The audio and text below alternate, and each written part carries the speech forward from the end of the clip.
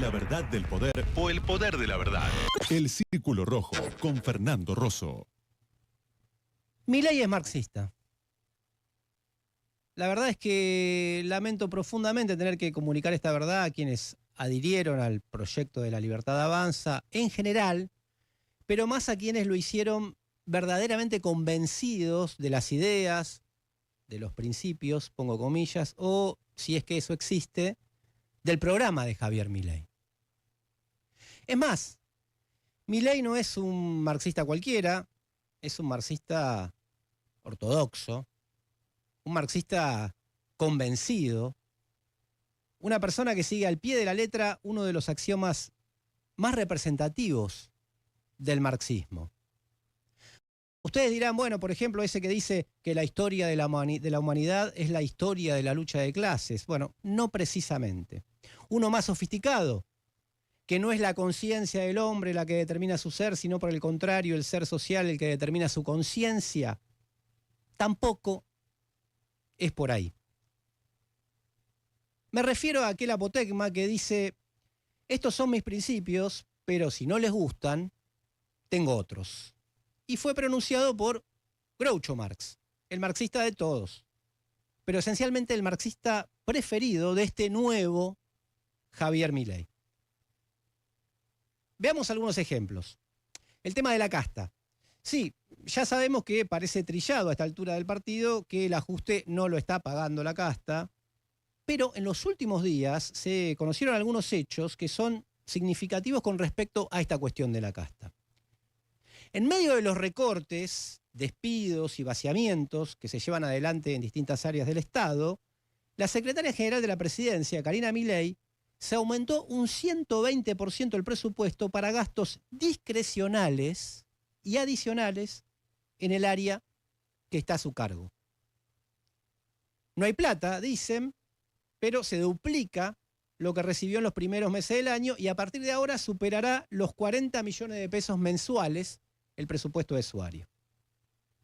En ese marco, también en el mismo contexto, el vocero presidencial, un amigo acá de la casa, Manuel Adorni, fue ascendido al rango de secretario de Estado, porque es muy importante lo que hace, evidentemente, y de acuerdo a la escala salarial vigente, el salario de un secretario de Estado rondaba hasta ahora 3.200.000 pesos. Hasta ahora. Y con el ajuste inflacionario, el sueldo rondaría 4 millones de pesos. Pero hay más. El pasado 5 de abril, el directorio de YPF propuso que en la próxima asamblea de accionistas, que va a ser el 26 de abril, casi se quintupliquen sus salarios. Recordemos que el 51% de la empresa está en manos estatales, el resto cotiza en bolsa, es decir, está en manos privadas. Los directores de YPF pasarían a ganar de esta manera 70 millones de pesos por mes. ¿Quién figura como director, entre muchos otros, por parte del Estado? Nicolás Pose, el jefe de gabinete. ¿Quién figura entre los vicedirectores de YPF, que pasarían a cobrar 70 millones de pesos por mes? Guillermo Francos, el ministro del Interior. Esto lo contó Alejandro Rebosio en el diario AR. ¿Recibirán esto o no? En principio, formalmente, les corresponde. Bueno, y el último escándalo de esta índole, digamos, fue protagonizado por los senadores y senadoras que votaron este jueves a favor de aumentarse el sueldo. Cobraban de bolsillo, de piso, 1.700.000 pesos y pasarán a cobrar un poco más de 4 millones de pesos. Fue una votación express y no fue nominal, es decir, para que no se note quién votó qué cosa, quién a favor y quién en contra. Y como si fuera poco, se agregaron también un aguinaldito, ahí, de más o menos estos montos. Milei después tuiteó y afirmó que así funcionaba la casta, porque en su momento cuando él se aumentó el sueldo y esto se hizo público, tuvo que retroceder y dijo que el bloque de La Libertad Avanza votó en contra. Sin embargo, Victoria Villarruel, la vicepresidenta, dijo que todos los bloques habían hecho un acuerdo para hacer este aumento y que además para pronunciarse en contra tenían que hacerlo explícitamente. El que no lo hacía, de hecho, estaba a favor. Ahora, vayamos al núcleo del programa económico de Milei. Milei dijo 1000 veces en la campaña electoral que se cortaba un brazo antes de aplicar o aumentar un impuesto. De hecho, votó a favor de quitar el impuesto a las ganancias a la cuarta categoría, es decir, la que se aplica sobre el salario. Bueno, ahora envió un proyecto para restituir ese impuesto con la idea de coparticipar una parte con los gobernadores y usar esos fondos como prenda de negociación, obviamente con la casta.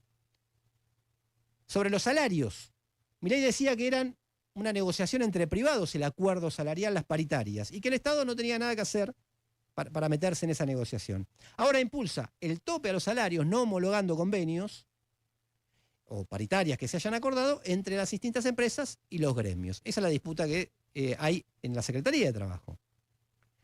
Con respecto a los precios de la economía en general, Milei siempre repitió el dogma, el credo ultraliberal que asegura que el mercado se encarga de regular producción, distribución, la oferta y la demanda. Acorde a su perspectiva ideológica, los precios siempre son justos. Y a los empresarios no había que joderlos con el tema del Estado, porque, bueno, eran benefactores sociales, héroes, dijo en la cumbre de Davos.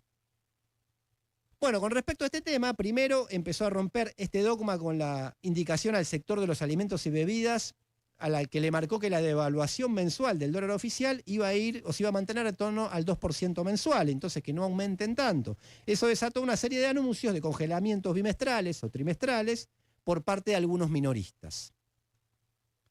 Después, el gobierno manifestó un disgusto con la estrategia de precios o de ventas basadas en el 2x1 y la apertura selectiva de importación y la utilización del Estado para intervenir en el sistema de precios.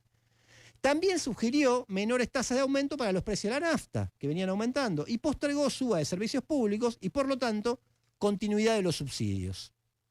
Es decir, guita que pone el Estado. Lo último fue un giro más brusco, aún con la intervención, esto que conocimos ayer, en el mercado de la medicina prepaga, con una resolución oficial para que retrotraigan los precios a diciembre, porque sobre todo en la clase media y la clase media alta, que tiene muchos voceros en los medios de comunicación, crecía un malestar.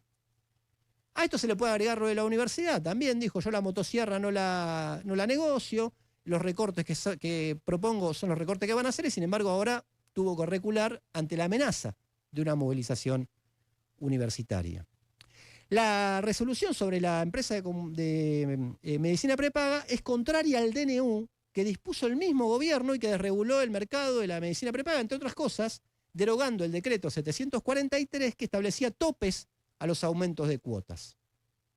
Por eso varias empresas del sector o asociaciones que los representan dicen que es inaplicable esta medida que propuso el gobierno y hasta judicializable con los argumentos que están dentro del decreto de necesidad de urgencia impuesto por el propio gobierno. En su defensa, Claudio Velocopit, el dueño de Swiss Medical, dijo una verdad. Hay muchos otros mercados, como el de la medicina prepaga, que están aumentando tanto o más que ellos. Y es verdad, porque de oligopolios está hecha la economía argentina. Entonces, ¿por qué intervenir en uno y no en otro? Entonces, el ultraliberal Milei está aplicando culposamente una forma de dirigismo estatal, el modelo que fracasó en la etapa anterior. Solamente que lo está haciendo mal y con culpa. Y con esto, obviamente, ¿qué quiere hacer? Evitar perder el control de la economía, por un lado, que la inflación se le dispare, entre otras cosas, o tener una crisis con parte de su base social. Entonces, más allá de los tiempos de la economía, de la política o de la conflictividad de la movilización, Milei ya hoy está sufriendo una derrota que probablemente es la peor de las derrotas para personas como él, que es la derrota conceptual. Empieza a dejar al descubierto, para el gran público, que no es lo que decía ser. Ojo, que en cualquiera de los trabajos que se pueden leer sobre estas derechas a nivel internacional, hay muchos libros sobre esto, todos destacan como parte de sus recursos retóricos la cuestión de la autenticidad. Frente a tanto doble discurso de la política, supieron, esto hay que reconocerlo, venderse como lo auténtico, lo genuino, la famosa verdad incómoda ante la mentira confortable. Bueno, eso es lo que está poniendo en juego, y diría que perdiendo, hoy con esta orientación económico-política. Groucho Marx también dijo, la política es el arte de buscar problemas, encontrarlos, hacer un diagnóstico falso y aplicar después los remedios equivocados. Bueno, en este punto, Milei también es marxista. Que no te gane la indiferencia. Toma partido en el Círculo Rojo con Fernando Rosso.